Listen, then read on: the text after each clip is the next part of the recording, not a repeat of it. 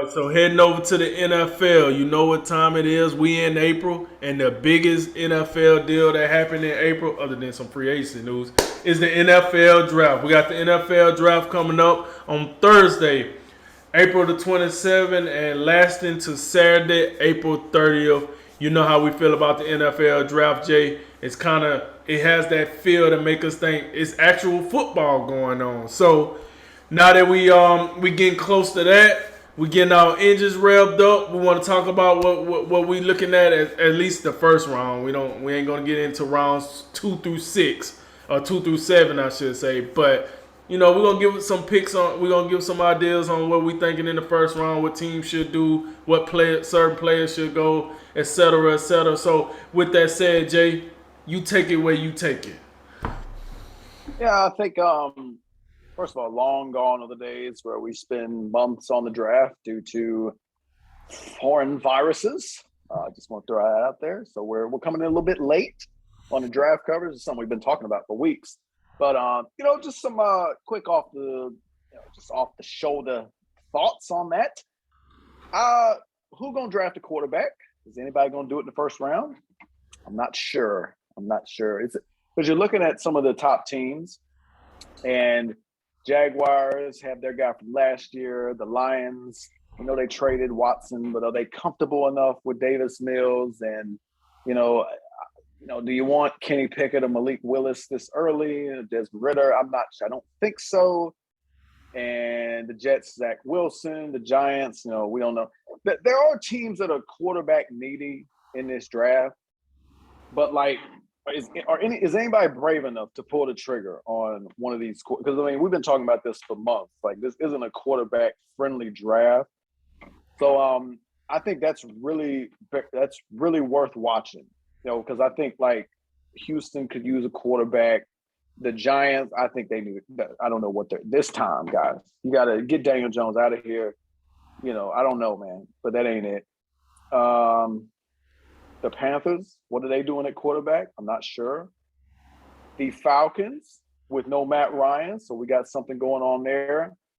Seattle with no Russell Wilson. You can go down the list. There are teams that need quarterbacks, but do any one of those general managers think like, okay, this guy, we think this guy is like underrated in terms of where like guys, folks are in the draft business or rating him, and we'll pull the trigger on one of these guys. So I'm not sure about that, but I think that's worth watching. And will we get a quarterback in the first round? It's hard to imagine that we won't, but none of these guys aren't highly regarded. Let's call it what it is. I've been saying it for months. I'm not a Kenny Pickett guy. I'm sorry. So we'll have to see how that goes. And then there's some teams out here, like we saw some big trades in the offseason, saw some major trades. So there's a lot of teams who have acquired an extra pick this year. So what are they going to do with those extra picks? I think Green Bay is a team right off the bat who I'm looking at and saying, guys, is this the year? Or are we going to look at wide receivers for once? Are we going to think about that? You don't have Devontae Adams. You don't have Scantling, Valdez Scantling. You don't have Quamus St. Brown. Who even cares about him? But that's like we, you know, I mean, the only reason we're talking about him is because you traded Devontae Adams. So I think Green Bay's got to do something at wide receiver. I think you're correct what you said earlier. I would go ahead. I support two wide receivers being drafted by Green Bay in the first round. I would do that. Kansas City trading Tyreek Hill. They got the 29th and 30th pick. I think wide receiver you got to look at as a need because last year after Tyreek Hill, there wasn't a whole lot that we really were excited about. You see guys making impact every now and again. We know McCole Hardman's got good speed. We see Byron Pringle come up with some big catches every now and again, but we're just not incredibly moved by what they're doing. I know they got Juju in there. I think he'll help them, particularly on third downs from the slot. But they gotta get a little bit more because right now it's going like if you walk in the next season with what you got right now, yeah, gone are the days of Travis Kelce just roaming around one-on-one because they're gonna be loading up on him. It's gonna be outrageous.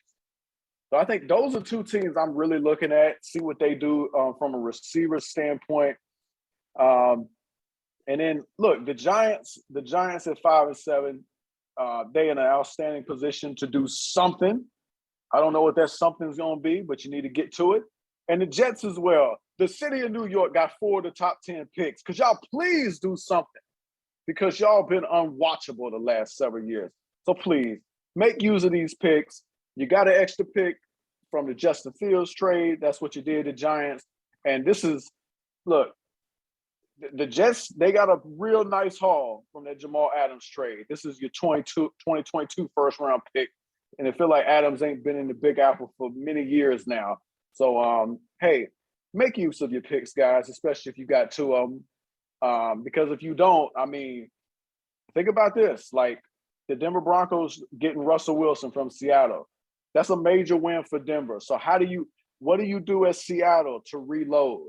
We know you got Drew Lock in there. Maybe you have to go with him because you're just not sold on the quarterback class.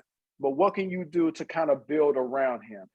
And I think, look, Seattle, maybe this time, just the one time, we ain't going to bash you for drafting a linebacker. Yeah. I think I want to attack the point that you said. The Jets. So the Giants got 2 top 7 picks. The Jets got 2 top 10 picks. And then I was kind of looking. I see the Lions got 2 picks, but man, that's like, it's kind of funny. I'm looking at this. I'm like, the Lions is one of the fantasy things. Okay, we pick second. Cool. We'll get the pick of the litter, but then we don't pick again to 32. So we better make this first pick worthwhile.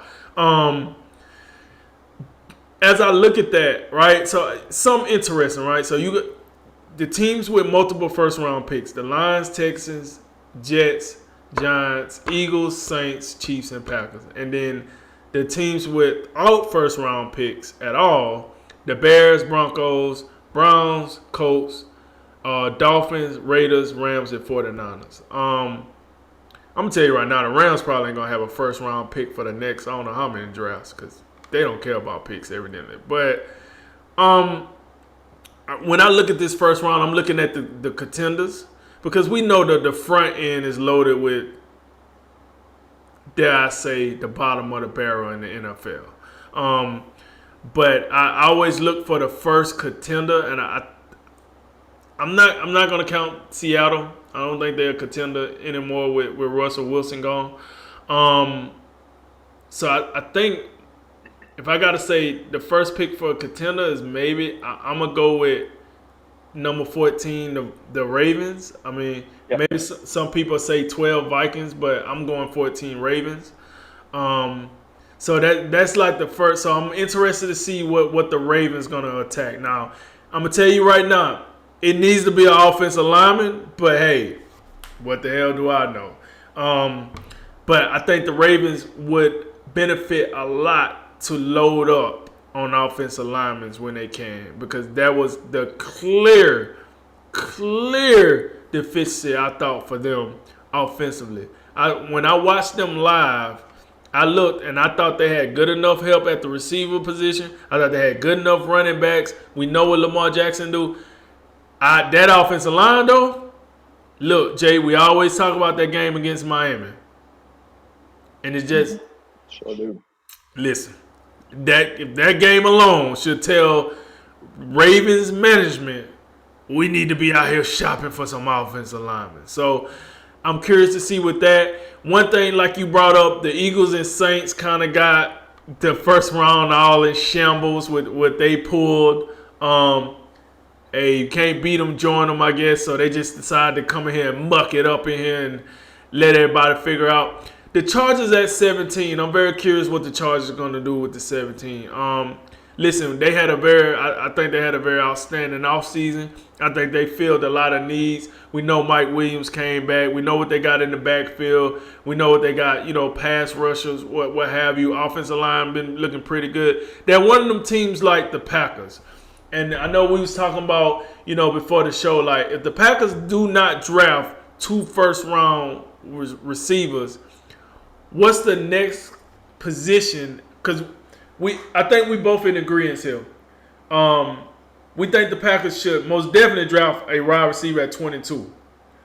But when they get to 28, is there another position on the team more important than wide receiver? And like I said, maybe offensive line. I'm not 100% sure on that, but I always go to offensive line because Aaron Rodgers is older, man. He's older, so you want to keep him upright. And listen, he gonna need all the time in the world to find wide receivers now because he ain't got a go-to guy anymore. So if you can get him more time in the pocket, the more the merrier, right? So I look at the Chargers going back to them at 17, and I just wonder, like, where exactly will they go with their pick? As I look, looking at what some of the professionals saying, they saying either wide receiver, tackle, or cornerback. We'll see. I think wide receiver with Mike Williams, Keenan Allen, I think they're okay with wide receiver. I think they could do a lot worse at wide receiver. So maybe tackle might be some, I don't know, cornerback. We'll see. So I'm looking at that. New England out here with their first round pick. I'm curious to see what they're going to do. Like, New England, one of the teams that usually trade away their picks. Bill Belichick ain't a big pick guy. So I'm curious to see where he go with his pick. And then, like I said, Kansas City. And look, I just find it darn funny, as you mentioned, that Kansas City traded away their best weapon on offense, and what do they get? The 29th pick for it. I find that outrageous to be that. Like, what in the hell? For that, you could have kept Tyreek. If I'm being honest, you could have just kept him. If they're gonna give you the 29th pick, I would have thought you was somewhere around 12 and 15. Because Tyreek Hill was just that good. I get it. You traded to this team. This team had this pick. I got all that. I got that. But I just thought, Kansas City would have got a better pick. So I just say, Jay, I'm very interested to see the teams with multiple first-round picks. I think we will have a good stamp on what they'll do with the first pick, but it's the second pick of the first round that I'm like, I want to see where they go with the second one. I think the first one is going to go to the needs that we think they will need, like, for instance, for the Jets, I think with the fourth pick, I think it's going to be self-explanatory. It's most likely probably going to be, I think, one of the pass rushers, to be honest with you. I would think Aiden Hutchinson will be off the board, so I'm thinking Kayvon Thibodeau maybe. I would probably look at one of the other pass rushers, but it's hard to deny the hype and what Kayvon Thibodeau has done with his college career and how he marketed himself thus far. And you know how New York work. They like them guys that can market real well. So they love them some showtime now. So, yeah, man, all in all, I'm just trying to see how these second picks get used. And like you said, I'm going to take the under that we will have no more than 2 quarterbacks taken in the first round. So that's my little parlay bet, on the first round. My little over under, I should say, and I'm gonna take an under on 2 quarterbacks getting taken in the first round.